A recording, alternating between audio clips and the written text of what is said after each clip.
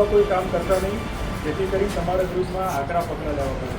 અત્યારે વોર્નિંગ આપી છે તમને કે આ પ્રકારની પ્રવૃત્તિથી દૂર રહેજો.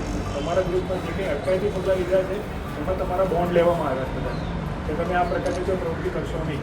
પણ જો એમાં પણ તમે એમાં ભંગ કર્યો તો પછી સીધા જેલમાં જશો. આ વસ્તુ યાદ રાખજો. એટલે કોઈપણ પ્રકારની માથાકૂટ સમાજમાં ના જોઈએ અને કોઈપણ પ્રકારની બગાડો તમારા વિરુદ્ધમાં કડક કાર્યવાહી થશે. ઘરનું ડિમોલિઝન પણ થશે અને ગેરકાયદેસર બાંધકામ થશે. એટલે આ તમામને સૂચના છે કોઈપણ પ્રકારની તમારા હિતમાં બી બીજા કોઈ એના પણ લઈ લે. પોલીસ તમારી ઉપર સતત મોનિટરિંગ કરે છે. તમને જ્યારે પણ ફોન કરે પોલીસ સ્ટેશન બોલાવે તમારી હાજરી અથવા તમને વિડીયો કોલ કરે છે ત્યારે તમારે તરત જ ફોન ઉપાડી લેવાનો. ક્યાં છો, શું કરો છો. ગુજરાત સરકાર અને ગુજરાત રાજ્યના ડીજીપીસી દ્વારા જે 100 કલાકમાં અસામાજિક તત્વો અને જે ટ્રબલ મેકર્સ છે એની યાદી તૈયાર કરવાની સૂચના આપવામાં આવી હતી.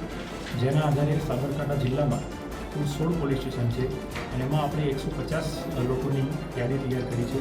જેમાં 73 એટલે 73 બુટલેગર્સ છે, 6 જુગારીઓ છે, શરીર સંબંધી ગુના કરવાવાળા 45 લોકો છે, મિલકત સંબંધી ગુનાવાળા 17 લોકો છે અને અન્ય 9 લોકો છે. એમ 150 લોકોની યાદી આપણે તૈયાર કરી છે.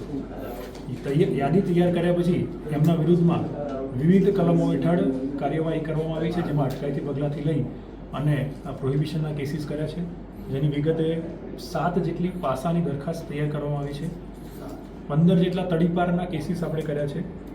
ગુજસી ટોક જે છે એનો પણ એક કેસ આપણે કરેલો છે. વાહન ચેકિંગ છેલ્લા 3 દિવસથી સતત કરી રહ્યા છે, જેમાં 2500થી વધારે વાહનો મેં ચેક કર્યા છે. આ વાહનો ચેક કરતાં 15 જેટલા વાહનોમાં હથિયારો મળી આવ્યા હતા. એટલે એના વિરુદ્ધમાં જીપી એક્ટ 135 વિરુદ્ધની પણ કાર્યવાહી અમે કરી છે. ડ્રિંક એન્ડ ડ્રાઈવના જે કેસીસ કહેવાય એમબી એક્ટ 185ના એવા 17 કેસો કે જે લોકો દારૂ પી અને વાહન ચલાવતા હતા એવા 17 કેસો પણ અમે કરેલા છે.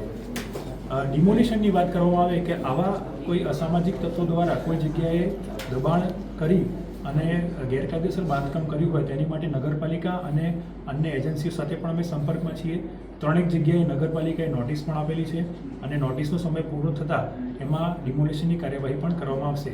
ગઈકાલે યુજીવીસીએલ એટલે કે જીઈબી સાથે એક મિટિંગ કરવામાં આવી છે અને કેટલાક પોકેટ નક્કી કરવામાં આવે છે કે જે લોકો વીજ ચોરી કરે છે, જે ઓર્ગેનાઇઝ ટાઈપની વીજ ચોરી છે, ત્યાં પણ જીઈબીને પૂરતું પ્રોટેક્શન આપી અને વીજ કનેક્શન પણ કાપવાની કાર્યવાહી એ ટૂંક સમયમાં કરવામાં આવનાર છે.